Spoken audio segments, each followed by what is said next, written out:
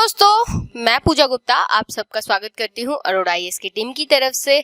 तो अभी तक आप हमारे साथ रोज इसी टाइम पे किस चीज के लिए मिलते हैं, तो इकोनॉमी के जो करंट अफेयर हैं, जो मेन टॉपिक है, उनको कवर करने के लिए हमारे साथ मिलते हैं। और आज भी हम वही करने वाले हैं। कुछ और टॉपिक है जो इम्पोर्टेंट्स है, उनको कवर करने वाले हैं। तो हमारी जो फर्स्ट टॉपिक है आज का, उसका क्या नाम है? तो उसका नाम है आवश्यक वस्तु अधिनियम 1955।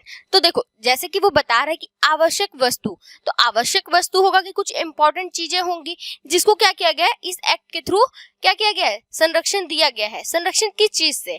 तो संरक्षण दिया गया है इस चीज से कि कोई भी उस चीजों की जमाखोरी ना करे। इन द सेंस कि मान लो कि बाजार में प्याज की किल्लत है और उसी प्याज को क्या कर दिया गया है, जमाखोरी कर ली है, लेकिन जो प्याज है वो एसेंशियल चीज नहीं है, यानी आवश्यक वस्तु नहीं है।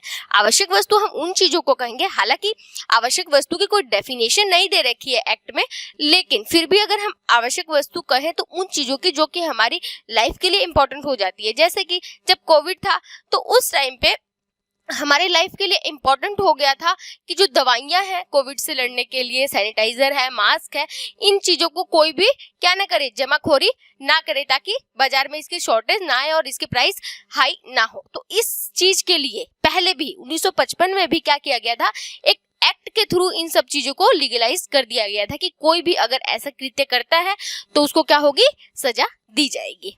तो ये हाल ही में क्या हुआ है, आवश्यक मामलों के उपभोक्ता मामले और खाद्य सार्वजनिक वितरण मंत्रालय ने अरहर की दाल को जो कीमतों में वृद्धि हो रही है उसको रोकने के लिए क्या कर दिया है, उसको रोकने के लिए उसे आवश्यक वस्तु अधिनियम 1955 के तहत डाल दिया है। अब इससे होगा क्या, राज्य और केंद्र शासित प्रदेशों को साप्ताहिक आधार पर उपभोक्ता मामलों के विभाग के ऑनलाइन निगरानी पोर्टल पर स्टॉक होल्डर संस्थाओं को उनके द्वारा रखे गए स्टॉक का अपडेट करना पड़ता है। मतलब कि ये साप्ताहिक तौर पे आपको अपडेट करना पड़ेगा कि आप कितनी चीजों को होल्ड कर रहे हैं, उसको हर बार अपडेट करते रहना चाहिए।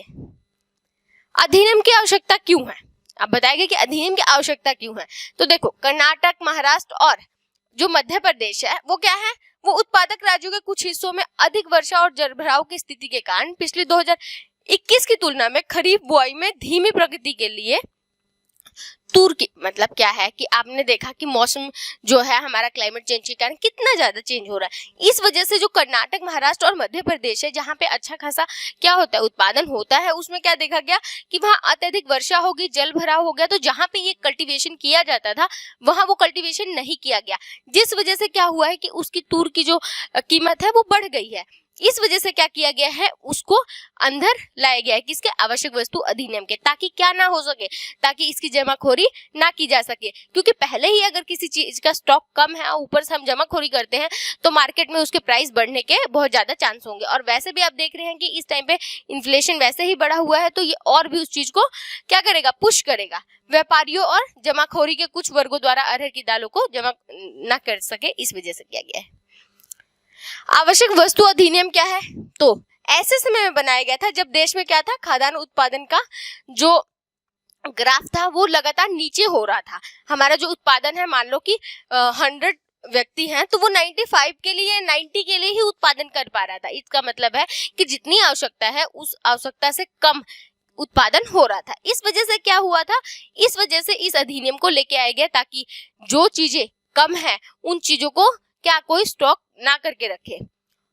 खाद्य जरूरतों की आपूर्ति के लिए आयात और सहायता, जैसे कि PL 480, ये किससे मंगवा रहे थे, तो आपको पता है कि अमेरिका के से मंगवा रहे थे।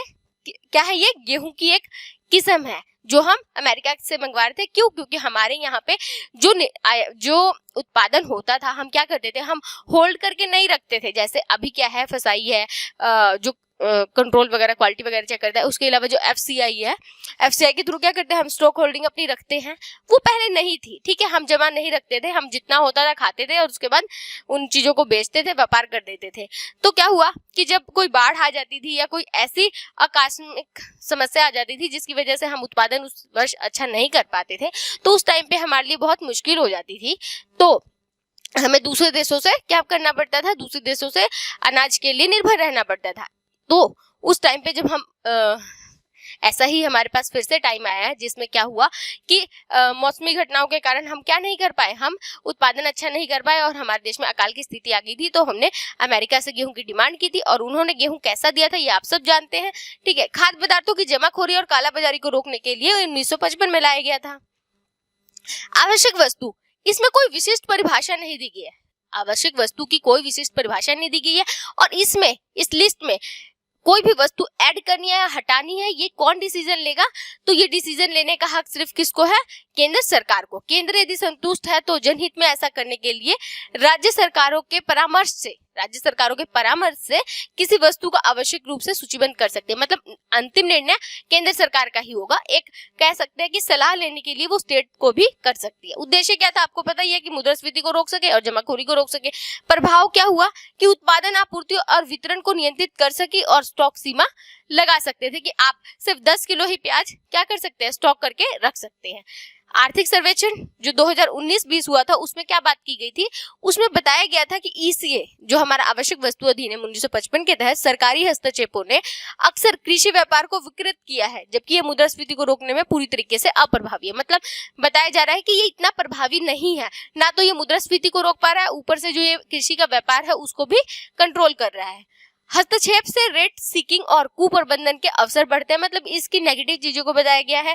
उसके अलावा भ्रष्टाचार सहित अनुत्पादक आय का वर्णन भी करते हैं। व्यापारी अपनी सामान्य क्षमता से बहुत कम खरीदारी करते हैं, क्योंकि अब देखो खरीदारी कम करेंगे तो अनाज किसके पास रह जाएगा, किसानों के पास रह जाएगा।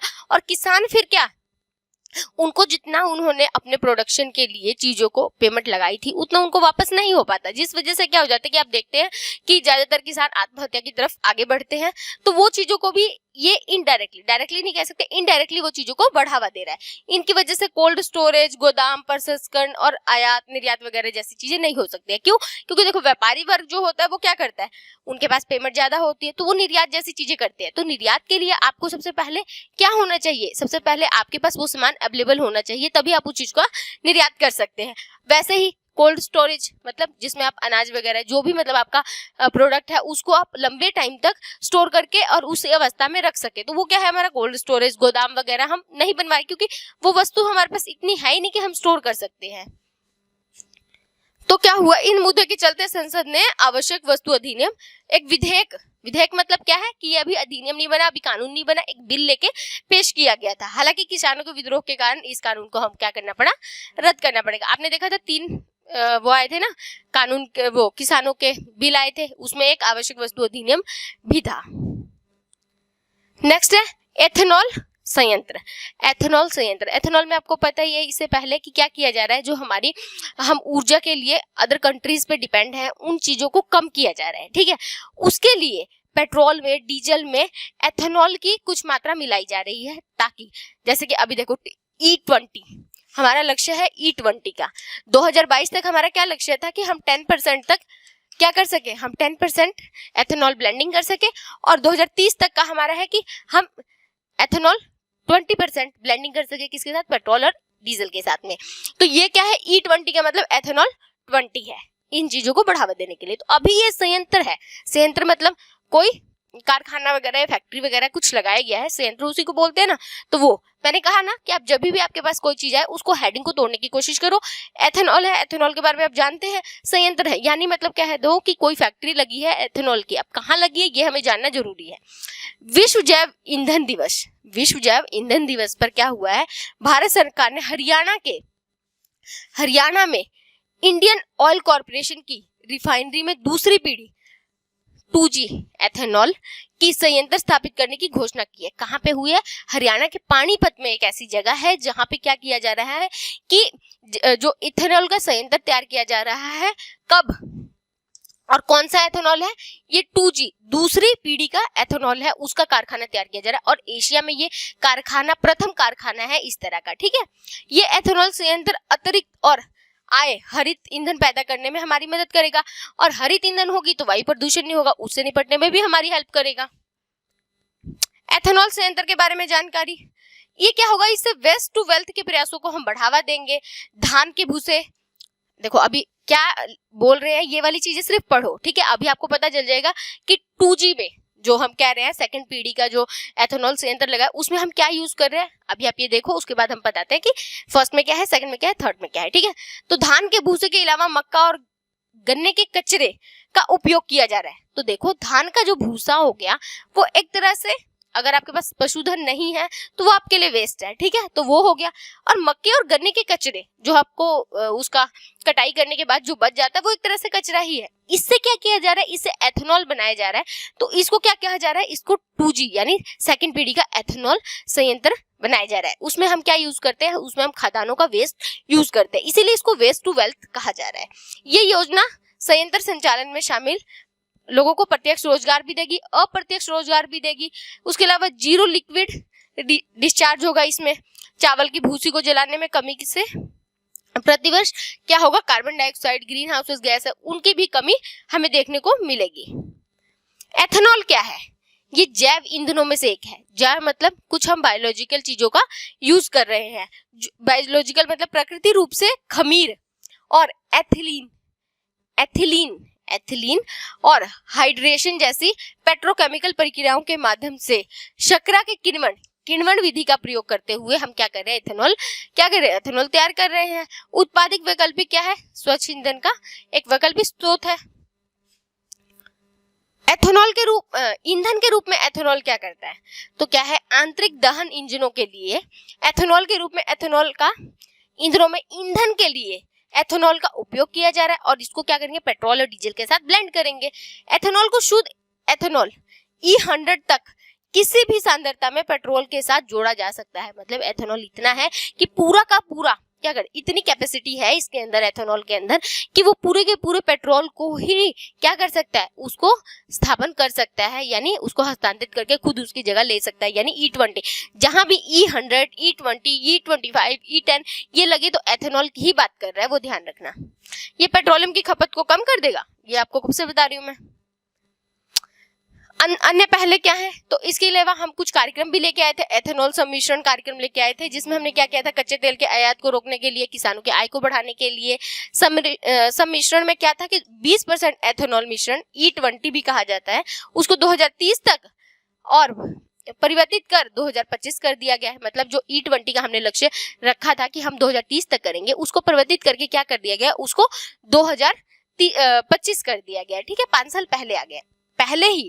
भारत ने पहले ही पेट्रोल में 10% एथेनॉल मिश्रण का लक्ष्य हासिल कर लिया है, जिससे देश का उत्पादन 400 करोड़ लीटर हो गया है। जो हमारा एथेनॉल का उत्पादन है वो कितना, 400 करोड़ लीटर का हो चुका है। हमारे पास एक जैव ईंधन पर राष्ट्रीय नीति भी है। वो कब आई थी, 2018 में आई थी। इस पे तहत हमने कुछ टारगेट्स सेट किए थे। E100 पायलट प्रोजेक्ट वो पता चल गया। प्रधानमंत्री जीवन योजना भी इसी से संबंधित है। प्रधानमंत्री जो जीवन योजना है वो भी क्या है, इसी से संबंधित है। इसके अलावा रूको का पुनः उपयोग, रूको क्या था, देखो पढ़ते हैं। भारतीय खाद्य और सुरक्षा मानक प्राधिकरण जो फसाई ने पहल शुरू की, जो इस्तेमाल किए गए खाद्य तेल